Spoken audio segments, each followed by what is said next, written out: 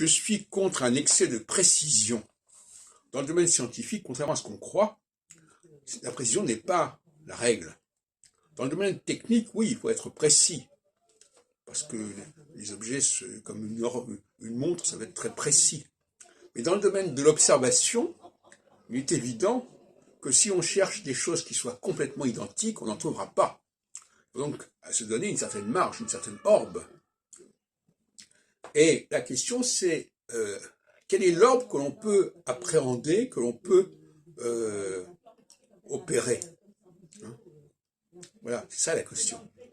Et je disais l'autre jour que l'intelligence, c'est justement d'être capable de relier des choses qui ne sont pas exactement identiques.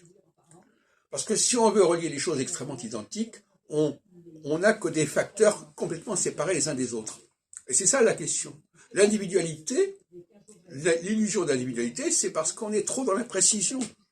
On croit que parce que des choses ne sont pas tout à fait identiques, elles sont dissemblables. Non, elles ne sont pas dissemblables. Elles ont des variations, comme je disais tout à l'heure, il y a des variations qui sont dues à une certaine diffusion, une certaine multiplication.